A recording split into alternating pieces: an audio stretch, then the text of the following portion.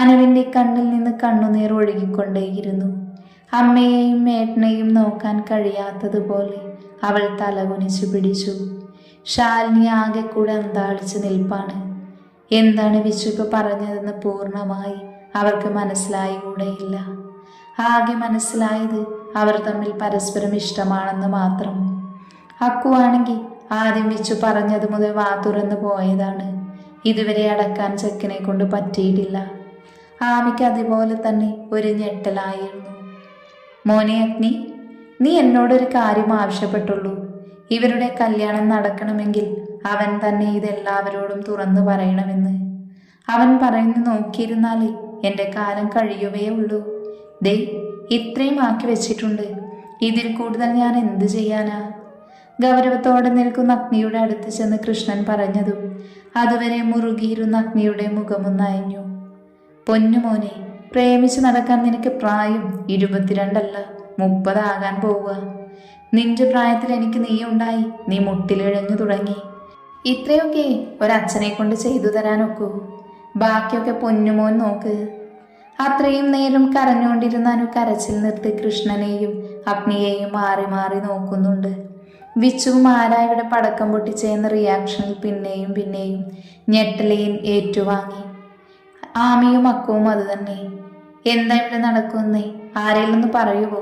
എനിക്കൊന്നും മനസ്സിലാവുന്നില്ല. അഗ്നി, എന്താ ഇതൊക്കെ? ഏട്ടനെങ്കിലും പറയേ.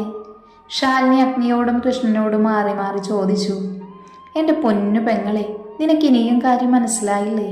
എൻ്റെ പുന്നാരമോന്തേ ഈ നിൽക്കുന്ന വിഷ്ണു ഇല്ലേ, നിന്റെ മകൾ അനുപ്രിയയും തമ്മിൽ അസ്ഥിക്ക് പിടിച്ച പ്രേമമാണെന്നേ. ഇവൻ പറഞ്ഞ് എനിക്കും അഗ്നിക്കും കാര്യം അറിയാം. പക്ഷേ കാര്യങ്ങൾ അങ്ങോട്ട് മുന്നോട്ട് പോകുന്നില്ല. എന്ന കല്യാണമായിട്ട് ആലോചിക്കാമെന്ന് വെച്ചാലോ? അഗ്നി തന്നെയാ പറഞ്ഞ് അവൻ തന്നെ എല്ലാം തുറന്ന് പറയട്ടെ എന്ന്. അത് നോക്കിയിരുന്നാലേ ഈ നൂറ്റാണ്ടിലൊന്നും നടക്കൂലെന്നാ തോന്നിയിട്ടാ ഈ വയസ്സാം കാലത്ത് ഈ നാടകം ഞാൻ കളിക്കാൻ ഇറങ്ങിയത്. ഇങ്ങനെ ഓരോ മക്കളെ ഉണ്ടാക്കിയതിൻ്റെ അവസ്ഥയെ. വിഷ്ണുവിനെ നോക്കി മേലോട്ട് കൈകൾ ഉയർത്തി കൃഷ്ണൻ പറഞ്ഞതും അവൻ നന്നായി നിളിച്ചു കൊടുത്തു. അസത്തെ, എന്തൊക്കെ ഏട്ടൻ ഈ പറയുന്നേ? എന്നിട്ട് നിന്ന് കഴിയുന്നോ നീ? അനുവിൻ്റെ കൈ ബലത്തിൽ ഒന്ന് തട്ടിക്കൊണ്ട് ശാലിനി പറഞ്ഞു. അമ്മേ, വേണ്ട. അവർ തമ്മിൽ ഇഷ്ടത്തില്ല.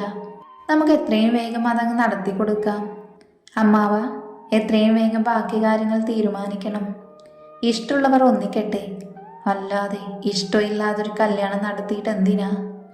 അവസാന വരി ആമയുടെ മുഖത്ത് നോക്കി പറഞ്ഞുകൊണ്ട് അഗ്നി മുകളിലേക്കുള്ള പടികൾ കയറി. അവൾക്ക് വല്ലാതെ വേദനിച്ചു. നെഞ്ചിൽ വല്ലാത്തൊരു ഭാരം നിറഞ്ഞു. കണ്ണു നിറഞ്ഞുപോയി. ആരെയും നോക്കാതെ അവൻ്റെ പുറകെ അവൾ മുകളിലേക്കുള്ള പടികൾ ഓടിക്കയറി. എല്ലാവരും അവർ രണ്ടുപേരും പോകുന്നത് ഒരു പുഞ്ചിരിയോടെ നോക്കി നിന്നു. ഇനിയെങ്കിലും എല്ലാം ശരിയാവട്ടെ എന്ന് എല്ലാവരും മനമുരുകി പ്രാർത്ഥിച്ചു. ആമി മുറിക്ക് മുന്നിലെത്തി ശ്വാസമൊന്ന് ആഞ്ഞു വലിച്ചു വിട്ടു. ഇനിയും ഇത് മുന്നോട്ട് കൊണ്ടുപോയാൽ ശരിയാവില്ല. പറയാനുള്ളത് സമയത്ത് പറഞ്ഞു തീർത്തില്ലെങ്കിൽ നാളെ അത് വലിയൊരു കുരുക്കായി മാറും. ഇനിയും അവനിൽ നിന്ന് അവഗണന സഹിക്കാൻ അവൾക്കാവുന്നുണ്ടായിരുന്നില്ല. തുറന്നു കിടന്ന വാതിലൂടെ അകത്തേക്ക് കയറിയപ്പോൾ തന്നെ കണ്ടു ബാൽക്കണിയിൽ നിൽക്കുന്നവനെ. അലസമായി പുറത്തേക്ക് നോക്കി നിൽപ്പാണ്. ഓടിച്ചെന്ന് അവൻ അരികിലേക്ക് നിന്ന് അവനെ പുറകിലൂടെ കെട്ടിപ്പിടിച്ചു. അഗ്നി ഒരു നിമിഷം തറഞ്ഞു നിന്നു. അവളുടെ പഞ്ഞിക്കെട്ട് പോലെയുള്ള ശരീരം അവനിലേക്ക് അമർന്ന നിമിഷം അഗ്നിയുടെ ശരീരം ഒന്ന് വിറച്ചു. കുറച്ച് ദിവസമായില്ലേ പെണ്ണിനെ ഒന്ന് തൊട്ടിട്ട്. അതിൻ്റെ ഒരു വെമ്പലും എല്ലാം കൂടെ അവനെ ചൂട് പിടിപ്പിച്ചു. ആമിയാണെങ്കിൽ ഇറുക്കെ പിടിച്ചു നിൽക്കുവാണ്. ഈ പെണ്ണെന്നെ വഴി തെറ്റിക്കും, അവൻ ചുണ്ട് കടിച്ച് പിടിച്ചുകൊണ്ട് പറഞ്ഞു. അഗ്നി ഒന്ന് ശ്വാസം ആഞ്ഞു വലിച്ചു വിട്ടുകൊണ്ട് മനസ്സില്ല മനസ്സോട് അവളുടെ കൈകളെ വേർപ്പെടുത്തി. അവൻ അനങ്ങിയില്ല. അവളുടെ വരവ് മനസ്സിൽ കണ്ടിരുന്നത് പോലെ അവൻ ആ നിൽപ്പ് തുടർന്നു. ദേവേട്ട, ഞാൻ. വാക്കുകൾ കിട്ടാതെ അവൾ തപ്പിത്തടഞ്ഞു. അഭിരാമിക്ക് എന്തെങ്കിലും പറയാനുണ്ടോ? ഗൗരവത്തോടെ അവൻ അവൾക്ക് നേരെ മുഖം തിരിച്ചു.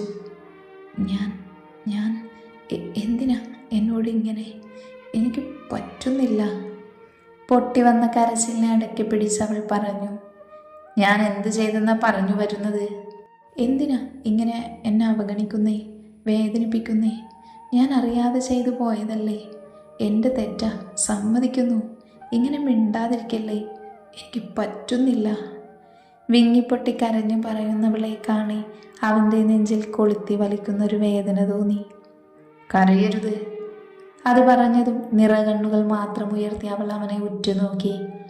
ഇവിടെ ഈ നിറഞ്ഞ കണ്ണുകൾക്ക് മുന്നിലാണ് താൻ തോറ്റു പോകുന്നതെന്ന് മംഗലത്തഗ്നിദേവി വീണ്ടും വീണ്ടും തിരിച്ചറിയുകയായിരുന്നു. അവൻ കണ്ണുകൾ വെട്ടിച്ചു മാറ്റി. ഇനി ദേവേട്ടൻ പറയുന്നത് അനുസരിക്കാതിരിക്കില്ല ഞാൻ. അന്ന് പെട്ടെന്ന് എന്ത് ചെയ്യുമെന്ന് അറിയാതെ വന്നപ്പോൾ, അതുപോലെ അനുവിനെ ഓർത്തപ്പോൾ എൻ്റെ വാക്കുകൾക്ക് വില നൽകാൻ തോന്നിയില്ല അല്ലേ? ആമി പറഞ്ഞു നിർത്തുന്നതിന് മുൻപ് അവനിടയിൽ കയറി പറഞ്ഞു, അറിയാതെ പറ്റിപ്പോയതാ, ഇനി ആവർത്തിക്കില്ല, പ്ലീസ്. നിർത്താൻ ഭാവമില്ലാത്തതുപോലെ അവളുടെ കണ്ണുകൾ പിന്നെയും പിന്നെയും നിറഞ്ഞു തൂവി. അവളുടെ മൂക്കിൻ തുമ്പും ചുണ്ടുകളും ചുവന്ന് തുടുത്തു വന്നു. ഒരു നിമിഷം അഗ്നിയുടെ നോട്ടം തെറ്റി അവളുടെ നനഞ്ഞു ചുവന്ന ചുണ്ടിന്മേൽ പതിച്ചു. സ്വയം കീഴ്ചുണ്ട് കടിച്ചുപോയി അവൻ. എന്തോ ആദരങ്ങൾ കടിച്ചു വലിച്ചു നുണയാൻ കൊതിച്ചു ആ നിമിഷം.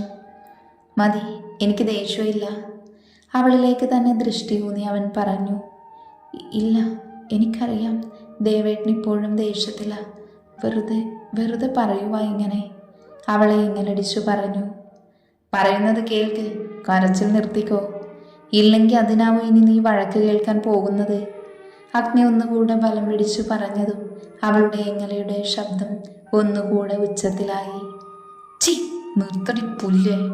നിന്നോടല്ലേ മോങ്ങാതിരിക്കാൻ പറഞ്ഞത്, വെറുതെ കരഞ്ഞ് ഓരോന്ന് വരുത്തി വെക്കാൻ. ഒരൊറ്റ അലർച്ചയായിരുന്നു. സ്വിച്ചിട്ട പോലെ അവളുടെ കരച്ചിൽ നിന്നുപോയി.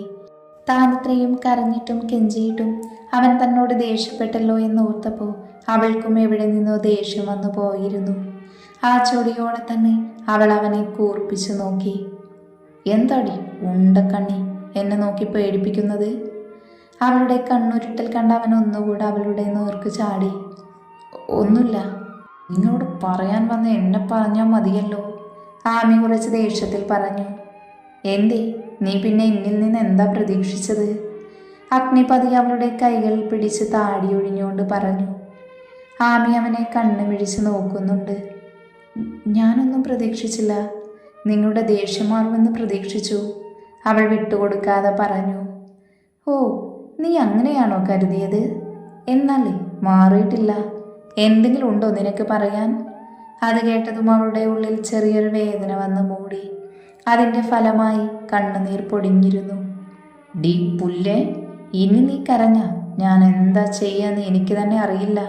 നിനക്കറിയാലോ എന്നെ. അഗ്നി ഒരു വാണിൻ പോലെ പറഞ്ഞു നിർത്തി.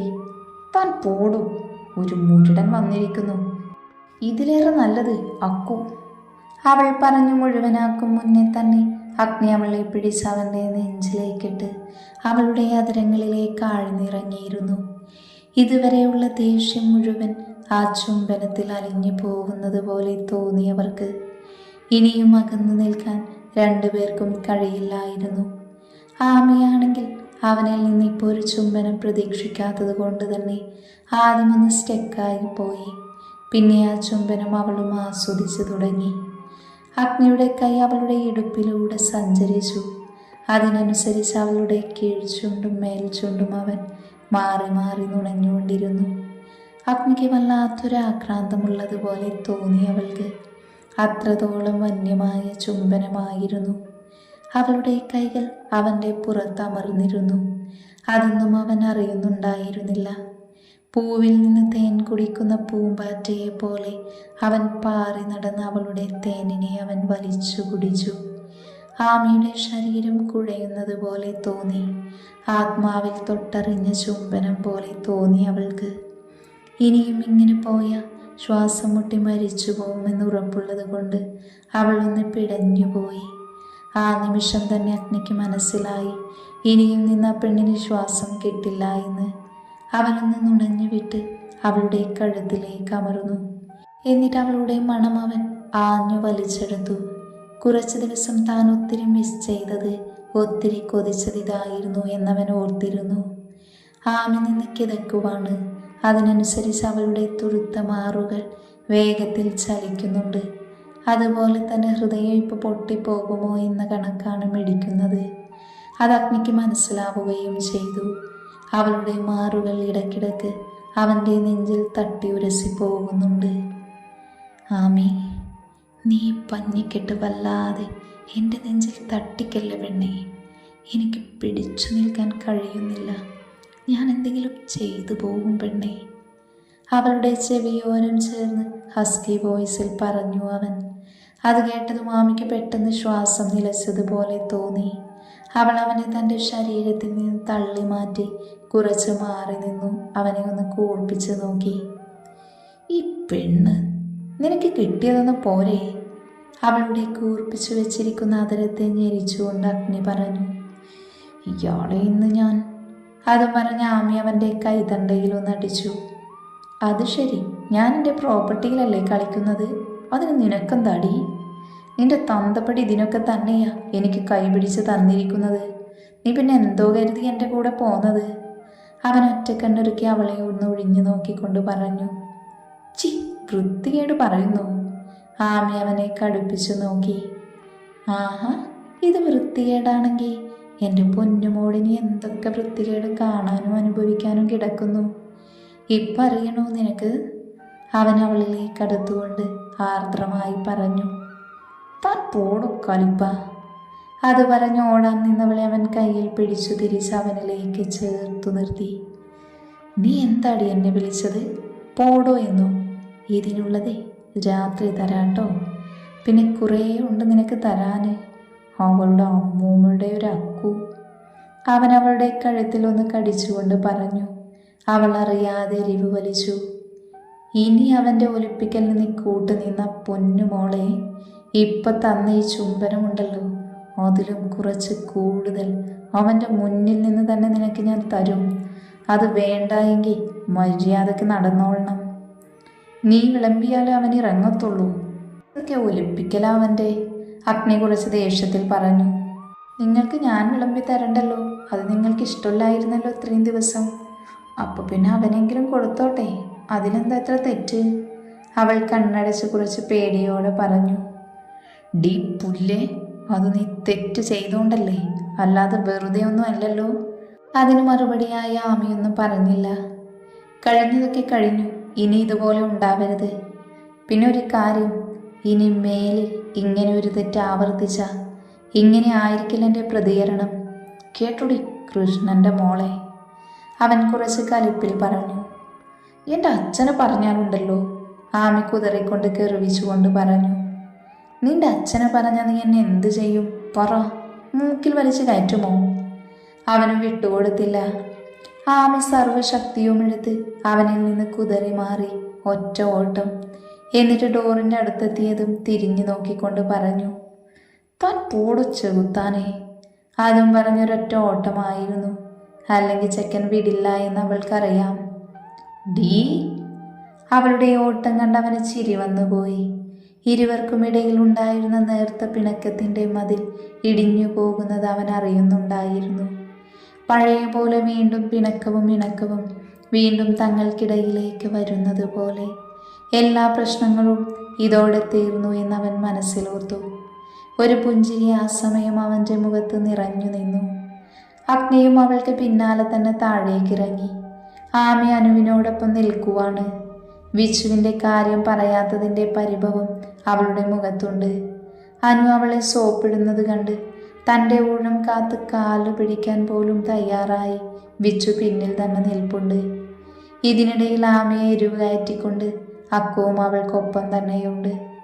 കുറച്ചു മാറി അപ്പുറത്ത് കാര്യമായ ചർച്ചയിലുള്ള ശാലിനിയും കൃഷ്ണനെയും നോക്കി അഗ്നി അവർക്കടുത്തേക്ക് വന്നു.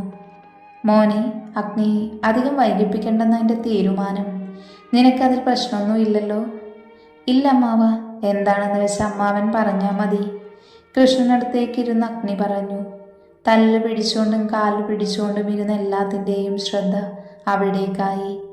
നമ്മുടെ ജോത്സ്യൻ്റെ അടുത്ത് കഴിയുന്നതും വേഗം തന്നെ നമുക്ക് പോവണം. നിശ്ചയത്തിന് മുഹൂർത്തം നോക്കണ്ടേ? അമ്മാവന് സൗകര്യമുള്ള ഒരു ദിവസം പറഞ്ഞാൽ മതി. എനിക്ക് എപ്പോൾ ആണെങ്കിലും കുഴപ്പമില്ല. എന്തിനു വെച്ച് താമസിപ്പിക്കുന്നത്? എന്ന് നമുക്ക് നാളെ രാവിലെ തന്നെ പോയേക്കാം. ഞാനും ഷാലുവും ദേവിയും കൂടെ പോയി ഡേറ്റ് കുറിച്ചിട്ട് വരാം. എന്നിട്ട് ബാക്കി നമുക്ക് നോക്കാം. എന്തേ? അത് മതി അമ്മാവാ. അഗ്നി സമ്മതം പറഞ്ഞതും വിച്ചു അവനടുത്തേക്ക് വന്നു. അവനോട് ഒട്ടിയിരുന്നു. ലോട്ടറി അടിച്ച തിളക്കമാണ് ചെക്കൻ്റെ കണ്ണിലുള്ളത്. എന്താടാ? തന്നോട് ഒട്ടി നിൽക്കാൻ നോക്കുന്നവനെ നോക്കി അഗ്നി ചോദിച്ചു. ഒന്ന് പോടാ, എനിക്ക് നാണം വരുന്നു. അയ്യേ, മാറുടെ പന്നി. അഗ്നി അതും പറഞ്ഞ് വിച്ചുവിൻ്റെ തോളിനിട്ടൊന്ന് കൊടുത്തു. അത് കണ്ട് എല്ലാവരും പൊട്ടിച്ചിരിച്ചു.